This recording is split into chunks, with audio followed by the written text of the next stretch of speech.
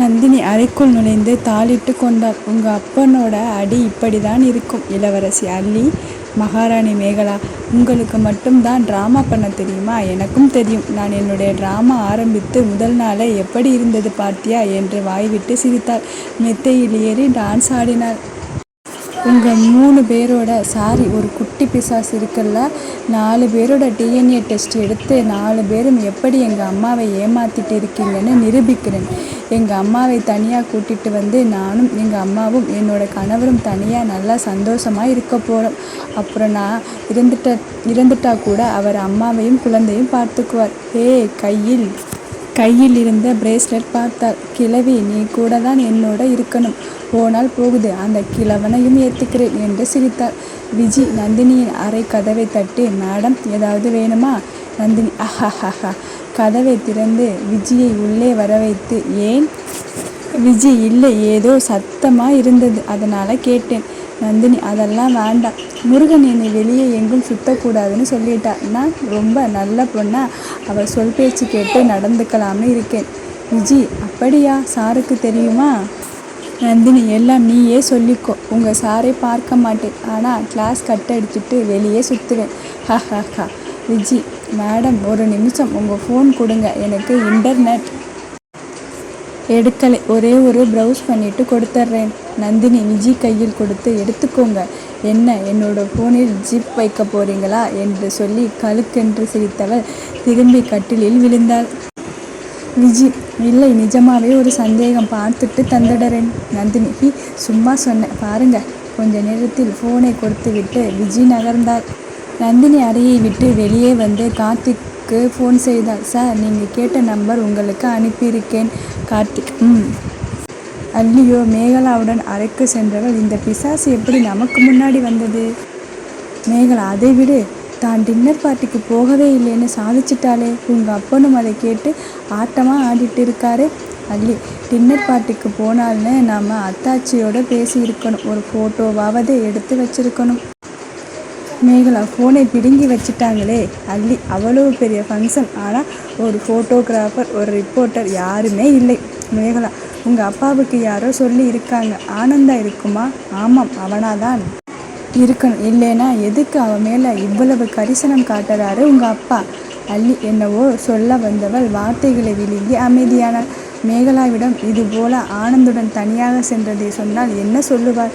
அமைதியாக பாத்ரூம் நுழைந்து உடைகள் களைந்து பார்த்து அதிர்ந்தாள். உடலில் ஏற்பட்ட காயங்கள், ஆனந்த் தன்னை என்ன செய்தான், நினைவில்லாமல் இருக்கும் பொழுது என்ன நடந்திருக்கும் என்று நினைத்து நடுங்கினாள். கார்த்திக் விஜி கொடுத்த நம்பர் டயல் செய்ய அது ஒரு லேப் என்று பதில் வந்தது. நந்தினி எப்படிப்பட்ட சோதனை செய்ய கொடுத்திருக்கிறாள் என்பதை கேட்டு அதிர்ந்தாள்.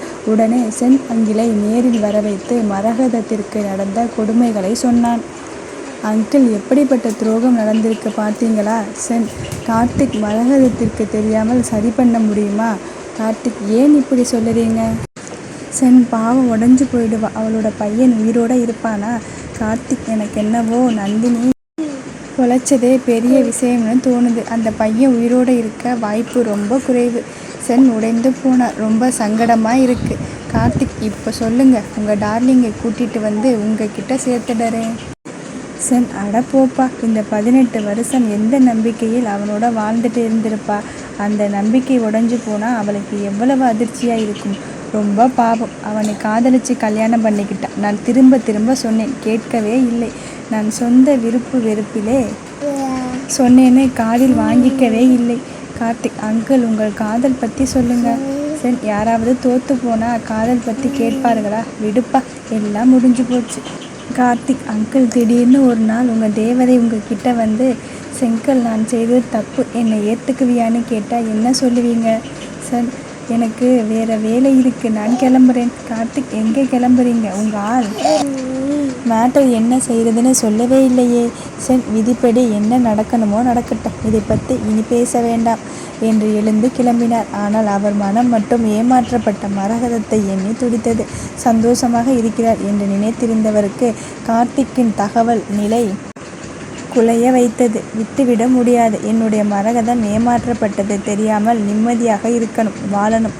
சென் ஃபோனில், எப்படி அந்த பொம்பளை திரும்ப வந்தால்? அந்த பொம்பளை, பொண்ணு, பையன் எல்லோரையும் முடிச்சிடுங்க, உயிரோட இருக்கக்கூடாது என்று ஃபோனை வைத்தார். தன்னுடைய காரில் கண்மூடி சாய்ந்தார்.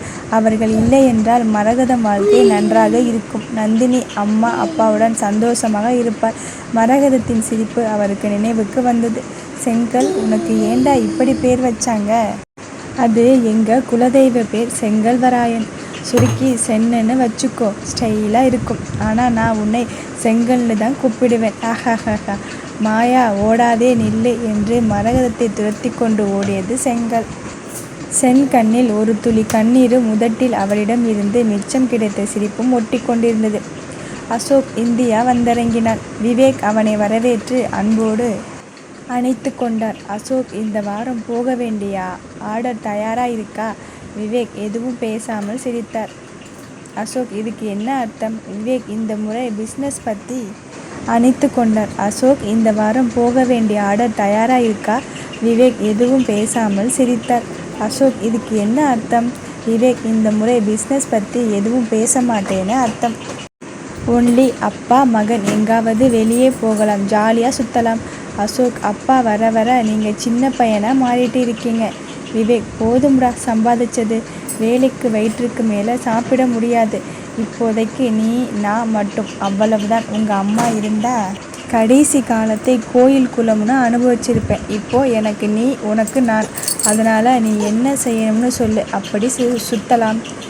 அசோக், அப்போது கோயில் குளம்னு போகலாம். எனக்கும் வெளிநாட்டில் இருந்த பொழுது இதை ரொம்ப மிஸ் பண்ணினேன். அம்மாவும் எனக்கு கடவுள் பற்றி வந்துடுச்சுன்னு சந்தோஷப்படுவாங்க. விவேக், ஓகே. அவர்களது பேச்சுக்களுக்கு இடையில் ஒரு ஃபோன் கால். விவேக் முகம் மேலும் மலர்ந்தது. விவேக் அசோக்கிடம், சரி, நாம் முதல்ல ஆஃபீஸ் போயிட்டு வீட்டுக்கு போகலாம். அசோக், என்னமோ சொன்னீங்க, பிஸ்னஸ் எல்லாம் தள்ளி வச்சுட்டு நான் நீ மட்டும்தானு? விவேக், அது உனக்கு, எனக்கு இப்போது கொஞ்சம் வேலை. அசோக், பார்த்தீங்களா, என்னோட மூடை மாற்றி விட்டு இப்போ இப்படி சொல்லிட்டு இருக்கீங்க. விவேக், புலம்பாதே, இன்னைக்கு ஒரு இன்ட்ரெஸ்டிங்கான ஒருத்தரை பற்றி பேச போகிறோம் வா என்று அவனை கைப்பிடித்து அழைத்து கொண்டு காருக்கு சென்றார்.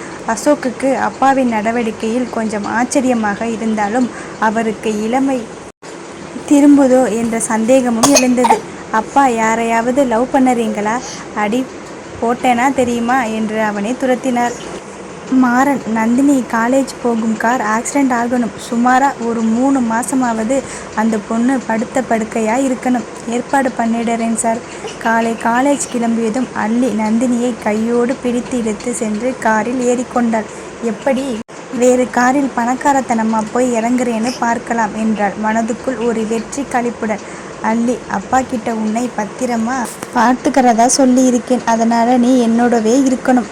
நந்தினி சலிப்புடன், அப்பா, எல்லாம் தெரிஞ்சவங்க வந்துட்டாங்க. அள்ளி, என்ன சொன்ன? நந்தினி, நிறைய சொன்னேன், இனிமேலும் சொல்லுவேன். என்ன பண்ணுவ? அள்ளி, பாரு, உன்னோட பேசி என்னோட தெம்பை குறைச்சிக்க முடியாது.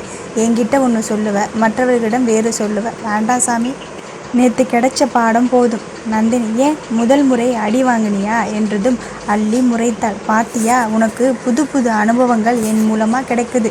அள்ளி, எல்லாம் என்னோட தலையெழுத்து. மேகலா ஓடி வந்து, எனக்கு லிஃப்ட் கிடைக்குமா, வெளியே போகணும். நந்தினி, இல்லை, முடியாது.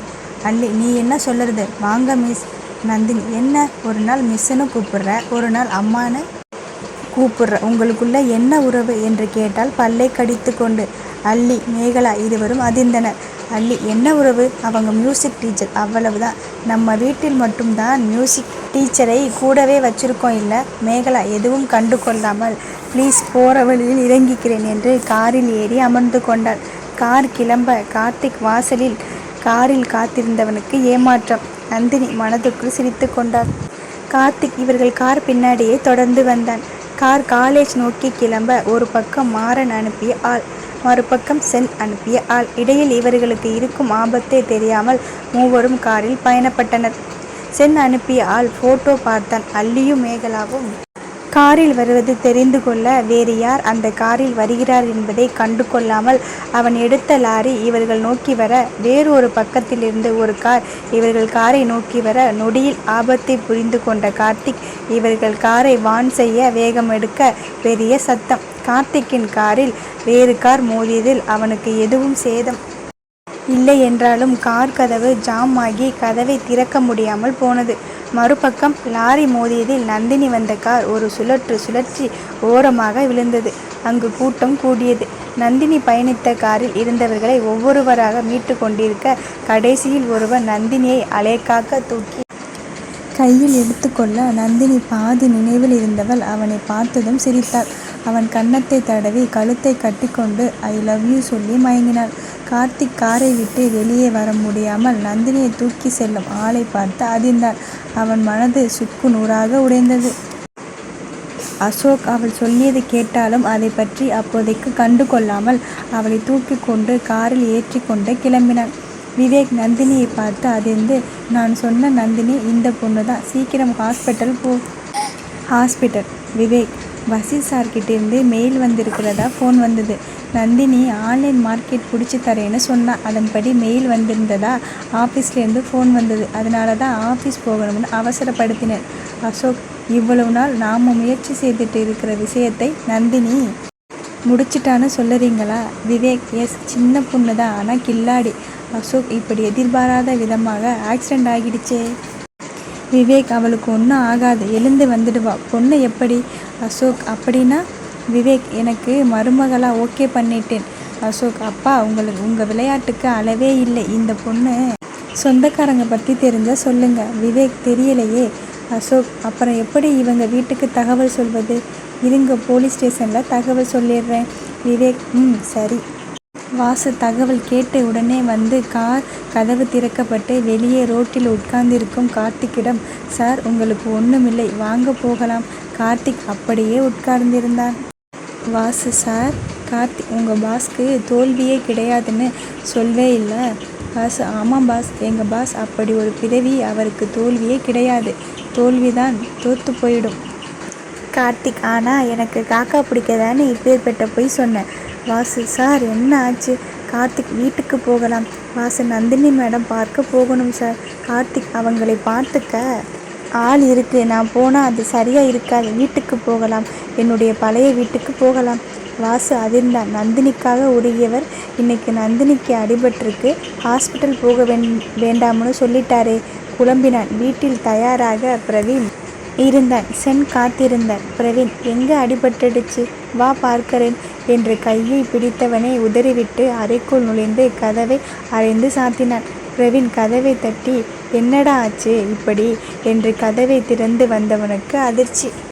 கார்த்திக், நந்தினி மனசில் இருக்கிறது நான் தானே நீ சொன்ன, முகத்திலே கிறுக்கி வச்ச. ஆனால் அது எல்லாமே போய், நிஜமான ஆள் வந்துட்டான். அவன் கையில் ஏந்தி, இதோ இது போலவே அவளை தூக்கிட்டு போனான் என்று நந்தினி வரைந்த படத்தை காட்டினான். பிரவீன் அதிர்ந்தான். அவனுக்கும் காதல் தோல்விதான். ஆனால் நண்பனுக்காக ஏற்றுக்கொள்ள நினைத்தவன் இன்று வேறு யாரோ அவளை கவர்ந்து கொண்டு போனதை ஏற்றுக்கொள்ள மறுத்தான். பிரவீன், பொய் சொல்லாதே. எப்படி திடீர்னு ஒரு ஆள் வர முடியும்? அதுவும் நந்தினி சொல்லியது போல முகத்தில் நெருப்பு தழும்புடன். கார்த்திக், இது போலவே வந்தான், மாஸ்க் போட்டிருந்தான் என்றான் அந்த ஓவியத்தை காட்டி. கார்த்திக், நான் அவள் வாழ்க்கையில் நுழைந்து இருக்கக்கூடாது. அவள் பக்கத்தில் இருந்தால் அவள் மனசில் இடம் கிடைக்கும்னு நினச்சேன். அவளுக்கு துணிமணி எடுத்து கொடுத்தா அவள் சந்தோஷப்பட்டு என்னோட இருப்பான்னு நினச்சேன். நகை வாங்கி கொடுத்தா என்மேல் ஆசைப்படுவான்னு நினச்சேன். சாப்பிட வாங்கி கொடுத்தா அவள் மனசு முழுக்க நிறைஞ்சிடலாம்னு நினச்சேன். ஆனால் நான் நினச்சது தப்பு, எல்லாமே தப்பு. இந்த முகம் தப்பு. பிரவீன் கார்த்திக்கின் புலம்பலை கேட்டு, கார்த்திக், நீ விட்டுத்தர போறியா? கார்த்திக், எனக்கு ஒன்றும் புரியலை. நான் அவளோட வாழ்க்கையில் இல்லைங்கிறத ஒப்புக்கொள்ளாமல் கூட இருந்து கெஞ்சி சொல்லறியா? சென் அங்கிள் போல காதலிச்ச பொண்ணு சந்தோஷமாக இருந்தால் போதும்னு அமைதியாக இருந்துட போகிறேன். பிரவீன், நோ, நான் விட்டு தர மாட்டேன். கார்த்திக், என்ன சொல்லற? ஒன்றுமில்லை, உன்னோட உடம்புக்கு என்ன? கார்த்திக், சும்மா சின்ன சின்ன அடிதான், ஆனால் மனசு தான் ரொம்ப அடி வாங்கியிருக்கு. பிரவீன், டயலாக்குக்கு ஒன்றும் குறைச்சல் இல்லை. சரி காட்டு, பார்த்துட்டு போகிறேன், எனக்கு நிறைய வேலை இருக்குது. சிறிது நேரத்தில் வெளியே வந்தவன் பிரவீன் சிரித்து, ஹே ஹே ஹே நந்தினி, மை டார்லிங், உன்னை பார்க்க வருகிறேன். உனக்காக, கார்த்திக்குக்காக நான் தியாகம் செய்ய நினைத்தது போதும். இனிமேல் என்னுடைய இஷ்டம்தான். கார்த்திக், உன்னை எதிரியாக்கிக்க மாட்டேன். ஆனால் உன்னை தவிர வேறு யாரையும் எதிரியாகிக்க தயங்க மாட்டேன். காரில் உட்கார்ந்து காரை ஸ்டார்ட் செய்தார். நேராக ஆக்சிடென்ட் நடந்த எல்லைக்குட்பட்ட போலீஸ் ஸ்டேஷனில் கேட்டு நந்தினி எங்கே இருக்கிறாள் என்று தெரிந்து கொண்டு ஹாஸ்பிட்டல் நோக்கி போனான். அங்கே அசோக்கை பார்த்ததும் பிரவீன் அதிர்ந்தான். நந்தினி வரைந்த படம் போல அப்படியே இருக்கிறான். ஆனால் நிறம்தான் கொஞ்சம் வெள்ளையாக இருக்கிறான். வெள்ளை உருண்டை. உன்னை எதுக்கு நந்தினி மனசுல ஏத்துக்கிட்டா? நீ என்னடா பண்ணன? முன் ஜென்மமாவது ஒன்றாவது நீ அவளை நெருங்கக்கூடாது. அதுக்கு என்னவெல்லாம் செய்யணுமோ செய்யறேன்டா. முன்ன பின்ன தெரியாத நீ எனக்கு இன்றிலிருந்து எதிரி. ஹலோ டாக்டர் என்று ஹாஸ்பிட்டல் டாக்டர் அழைக்கவும் அசோக் பற்றிய சிந்தனையை விட்டு வெளியே வந்து, இங்கே நந்தினின்னு ஒரு ஆக்சிடென்ட் கேஸ். எஸ், பெரிய அடி ஒன்றுமில்லை, சின்ன சின்ன காயங்கள் தான். அதிர்ச்சியில் மயக்கமாகி இருக்காங்க. நத்திங் சீரியஸ் என்று சொல்லவும் அசோக் பிரவீனை பார்க்கவும், அசோக் நீங்கள் நந்தினி ரிலேட்டிவா? பிரவீன் ஆமாடா டுபுக்கு. இன்னும் ரெண்டே வருஷத்தில் அவளை அம்மா ஆக்க போறேன்டா என்று நினைத்து கொண்டு எஸ் என்றான். அசோக் ஹாய், நான் அசோக் என்று கை குலுக்கினான். விவேக் ஹலோ, நீங்கள் எப்படி நந்தினிக்கு உறவு? கொஞ்சம் விவரம் தெரிந்து கொண்டால் கல்யாணம் பேச வசதியாக இருக்குமே. பிரவீன் ஃப்ரெண்ட். விவேக் அவங்க அம்மா அப்பா. பிரவீன் தகவல் சொல்லிடுறேன். அந்த ஆக்சிடெண்ட்டில் இவங்க ஃபேமிலி மெம்பர் அடிபட்டு இருக்கிறதால அவங்க வர முடியலை. அதனால் நான் வந்தேன். விவேக் இப்போதைக்கு கல்யாணம் பற்றி பேச முடியாது என்று நினைத்து கொண்டவர், என்னோட சன் இன்னைக்கு தான் வெளிநாட்டில் இருந்து வந்தார். அதனால் நாங்கள் கிளம்புறோம். மறுபடியும் நான் நந்தினிக்கு ஃபோன் செய்து பேசுகிறேன். பிரவீன் உங்களுக்கு நந்தினியை தெரியுமா? விவேக் அவங்க என்னோட பிஸ்னஸ் பார்ட்னர் என்று சொல்லிவிட்டு தன்னுடைய விசிட்டிங் கார்டு கொடுத்துவிட்டு கிளம்பினார். அதை வாங்கியவுடன் குப்பையில் போட்டான் பிரவீன். நந்தினிக்கு அருகே சென்று அமர்ந்தான். பேபி, திடீர்னு எனக்கு இப்படி ஒரு வாய்ப்பு கொடுத்துட்டியே, அதை உபயோகப்படுத்தாமல் இருப்பேனா?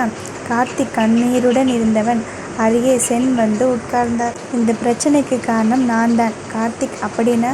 சென், நேற்று நம்ம பேசணும் தானே, அந்த விஷயம் மனசுக்குள்ள ரம்பம் போல அறுத்தது. அதனால அந்த மேகலை அள்ளியை போட்டு தள்ள ஆள் ஏற்பாடு செய்தது நான் தான்.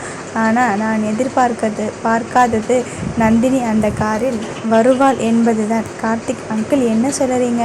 சென், விதிப்படி நடக்கட்டும்னு என்னால் ஒதுங்க முடியலை. எப்பவும் நந்தினி உன்னோட காரில் தானே காலேஜ் போவாள். திடீர்னு எப்படி அந்த காரில் இருந்தா? கார்த்திக் அப்போது வேறு பக்கம் நந்தினி இருந்த காரை இடிக்க பார்த்தது நீங்களா? சென், இல்லை, நான் லாரி மட்டும்தான் ஏற்பாடு செய்தேன். கார்த்திக் அப்போ நான் குறுக்கே போய் தடுத்த கார் என்ன யாருன்னு விசாரிங்க. ஏன்னா அதுவும் நந்தினி போன காரை இடிக்க வந்தது. எதர்ச்சியாவோ இல்லை மற்றவர்களுக்கு ஆபத்து என்பதை பற்றி கவலை இல்லை. நந்தினிக்கு எதுவும் ஆகிடக்கூடாது. சென், நந்தினிக்கு ஆபத்து எதுவும் இல்லைன்னு சொல்லிட்டாங்க. இப்போதான் ஹாஸ்பிட்டல் ஃபோன் செய்து பேசினேன். ஆனாலும் நான் செய்தது தப்பு, சாரி. கார்த்திக் விடுங்க அங்கிள், இனிமே கொஞ்சம் ஜாக்கிரதையாக இருங்க. நந்தினிக்கு ஆபத்து ஏற்பட்டால் உங்களாலும் தாங்க முடியாது, என்னாலும் தாங்க முடியாது. சென், சரி, ஆனால் நான் ஒரு விஷயம் சொல்ல விரும்புகிறேன். கார்த்திக் சொல்லுங்க. சென், நந்தினியை நீ தான் கல்யாணம் பண்ணிக்கணும். காதல் தோல்வியில் 20 வருஷம் போச்சு. ஆனால் அந்த ஒவ்வொரு நாளும் எனக்கு கொடுத்த வேதனை வார்த்தையால் சொல்ல முடியாது. கார்த்திக் ஆனால் அவள் மனசில் இருக்கிறது நான் இல்லையே. சென், முயற்சி செய் கடைசி வரை. அவள் மனசை மாற்ற முடியலன்னா அவளோட அம்மாவோட விதி மாதிரி நினச்சிட்டு விட்டுடலாம். ஆனால் ஒருவேளை அந்த விதியை மாற்ற முடிஞ்சா அவளை நீ ரொம்ப நல்லா பார்த்துப்பேன்னு நம்புகிறேன். கார்த்திக் சென், இவ்வளவு நான் பேச காரணம் உங்கள் தாத்தா இன்னைக்கு ஃபோன் பண்ணினா நாளைக்கு உன்னை பார்க்க வராராம். என்ன காரணம்னு உனக்கு நல்லா தெரியும் என்று சொல்லிவிட்டு எழுந்து நடந்தார். கார்த்திக் போச்சு, இவர் வேற வந்து அந்த அஞ்சலி பற்றி பேசினால் என்ன செய்வது? நந்தினி மயக்கத்தில் இருந்து எழுந்தாள். என்ன டாக்டர் சார் இந்த பக்கம் என்றவள் சுற்றி யாரையோ தேடினாள். பிரவீன், என்னோட டார்லிங் அடிபட்டு இங்கே படுத்திருக்கும்போது நான் எங்கே போவேன்? நந்தினி வாசல் பக்கம் பார்த்து கொண்டே, விளையாடாதீங்க, உங்கள் நண்பருக்கு எப்படி இருக்கு? பிரவீன், யாருக்கு? நந்தினி, யாருக்கா? கார்த்திக் மாமாவுக்கு தான். அவரோட கார் குறுக்கே வந்ததை பார்த்தேனே, அவருக்கு ஒன்றுமில்லை தானே? பிரவீன், அவனோட எனக்கு பிரேக்கப் ஆகிடுச்சு. அவன் பெரிய கோடீஸ்வரன், நான் இல்லைன்னா வேற டாக்டர். நந்தினி, அவன் உளறும் எதையும் காது கொடுத்து கேட்க தயாராக இல்லை. விளையாடாதீங்க, சொல்லுங்க, அவருக்கு ஒன்றுமில்லை தானே? பிரவீன், ஏன் அவனை பற்றி அவ்வளவு கவலைப்படுகிறாய்? எனக்கு தெரிஞ்சு அவனுக்கு ஒன்றுமில்லை. நந்தினி, எனக்கும் தெரியும் அவருக்கு முடியலைன்னா நீங்கள் இங்கே நிம்மதியாக இருக்க மாட்டீங்க. இருந்தாலும் உங்கள் வாயால் கேட்டு தெரிஞ்சுக்கிட்டா நிம்மதி. பிரவீன், ரொம்ப புத்திசாலி. நந்தினி, என்னை கூட்டிகிட்டு வந்து இங்கே அட்மிட் செய்தவர் யார்? பிரவீன், நான் தான். நந்தினி, எப்பவும் விளையாட்டு தான். அவளை நான் நல்லா பார்த்தேன். ஒரு விதத்தில் நான் தேடிட்டு இருக்கிற ஆள் போலவே இருந்தார். அவரை பற்றி எனக்கு தெரியணும், சொல்லுங்களேன் ப்ளீஸ். பிரவீன்: சரி, அவர் பேர் அசோக், விவேக் கார்மெண்ட் ஓனரோட பையன். கல்யாணம் ஆகி 2 குழந்தைகள் இருக்கு. நந்தினி: அசோக் விவேக் கார்மெண்ட் ஓனரா? விவேக் அங்கிள் பையனா? பிரவீன்: ஆமாம் பேபி. நந்தினி: நான் ஃபோன் பண்ணி பேசிக்கிறேன். பிரவீன்: எதுக்கு? நந்தினி: நன்றி சொல்லத்தான் என்று ஃபோனை எடுத்தாள். பிரவீன்: இப்போதான் வெளிநாட்டிலிருந்து வந்திருக்கிறார். அவர் ரெஸ்ட் எடுப்பார். பொண்டாட்டி கூட கொஞ்சம் நெருக்கமாக இருப்பார். அவரை ஏன் தொந்தரவு செய்கிற என்று ஃபோனை வாங்கி வைத்தான். நந்தினி: என்ன சொன்னீங்க? அவருக்கு கல்யாணம் ஆகிடுச்சா? பிரவீன்: எஸ் பேபி, பேப்பரில் கூட வந்துச்சு பேபி. 2 வருஷம் இருக்கும் பேபி. அவருக்கு கல்யாணம் ஆனதில் உனக்கு என்ன பிரச்சனை? நந்தினி: இல்லை, ஒன்றுமில்லை என்று சோகமானாள். பிரவீன்: சரி, இன்னும் 2 நாள் ஹாஸ்பிட்டல் வாசம்தான். உங்கள் வீட்டிலிருந்து யாரும் உன்னை பார்க்க வரமாட்டாங்க. ஸோ உனக்கு நான், எனக்கு நீ. இப்போ சொல்லு, என்ன சாப்பிட்ற? நந்தினி: ஏதோ ஒன்று. பிரவீன்: அப்போது எனக்கு பிடிச்சதா வாங்கிட்டு வரேன் என்று வார்டு விட்டு வெளியே வந்தவனுக்கு ஃபோன். என்னடா? கார்த்திக்: நந்தினி அம்மாவுக்கு திடீர்னு சீரியஸ். நந்தினிக்கு ஆக்சிடெண்ட் ஆனதில் அட்டாக் வந்துடுச்சு போல இருக்கு. சீக்கிரம் ஹாஸ்பிட்டல் வா. பிரவீன்: நீ எங்கே இருக்க? கார்த்திக்: நான் அவங்கள ஹாஸ்பிட்டல் அனுப்பிட்டு நந்தினி அட்மிட் ஆன ஹாஸ்பிட்டல் வந்துட்டு இருக்கேன். பிரவீன்: அப்படியே அவளுக்கு சாப்பிட ஏதாவது வாங்கிட்டு வா என்று சொல்லி ஃபோனை வைத்தான். முதல்ல நீ டாக்டர், அப்புறம்தான் லவ்வர். அதனால் இப்போ நீ ஹாஸ்பிட்டல் போகணும். கிளம்பு. மாமியாரை காப்பாற்றிட்டு அப்புறம் கெத்தா வந்து டார்லிங் கிட்ட லவ் சொல்லணும் என்று வெளியே நின்று இருந்த காரை நோக்கி சென்றார். கார்த்திக் நந்தினி வார்டுக்குள் நுழைந்தவன் அவள் அருகே உட்கார்ந்தான். நந்தினி கண் விழித்து அவனை பார்த்து, மாமா, உனக்கு ஒன்றுமில்லை தானே? கார்த்திக்: இல்லை குட்டி, நான் நல்லா இருக்கேன். நந்தினி: நான் பார்த்தேன், சைடில் வந்த காரை தடுத்து நிறுத்த நீ குறுக்கே வந்துட்ட. உன்னோட காரில் அந்த கார் மோதியதை பார்த்தேன். உண்மையை சொல்லுங்க. கார்த்திக்: இல்லைடா, ரொம்ப சின்ன காயம்தான். நீ எப்படி இருக்கே? நந்தினி: நல்லா தான் இருக்கேன். ஆனால் 2 நாள் ஹாஸ்பிட்டலில் இருக்கணும்னு சொல்லிட்டாங்க. கார்த்திக்: ரொம்ப வலிக்குதா குட்டி? நந்தினி: இல்லை மாமா. மாமா, எனக்கு பக்கத்தில் வாங்க. கார்த்திக் ஏண்டா என்று அருகே சென்றான். நந்தினி அவனை கட்டி கொண்டு அழுதாள். கார்த்திக்: குட்டி, என்னாச்சுமா? நந்தினி: மாமா, மனசு ஒரு மாதிரி இருக்குது. நான் உங்ககிட்ட சொல்லியிருக்கேன்ல, ஒருத்தர் மாஸ்க் போட்டுட்டு முகத்தில் தீக்காய தழும்போடு வருவார்னு. அவரை இன்னைக்கு பார்த்தேன். கார்த்திக் சுரத்தே இல்லாமல்: அப்படியா? நந்தினி: ஆனால் அவருக்கு கல்யாணம் ஆகிடுச்சான். எனக்கு லவ் புட்டுக்கிச்சு என்று மேலும் அழுதாள். கார்த்திக் நிம்மதியானான். லூசு மாதிரி உளராதே. உனக்குன்னு உன்னை மட்டுமே உயிராக நினச்சிட்டு இருக்கிறவர் வருவார். நந்தினி: மாமா, உன்னை விட்டால் எனக்கு யார் இருக்கா? கார்த்திக் அவளை அணைத்து கொண்டு அவள் நெற்றியில் மெலிதாக இதழ் ஒற்றி எடுத்து, அமைதியாக சாப்பிடு. ஹலோ ஃப்ரெண்ட்ஸ், கதை பிடித்திருந்தால் சப்ஸ்கிரைப் பண்ணுங்கள், லைக் பண்ணுங்கள், கமெண்ட் பண்ணுங்கள். தேங்க்யூ.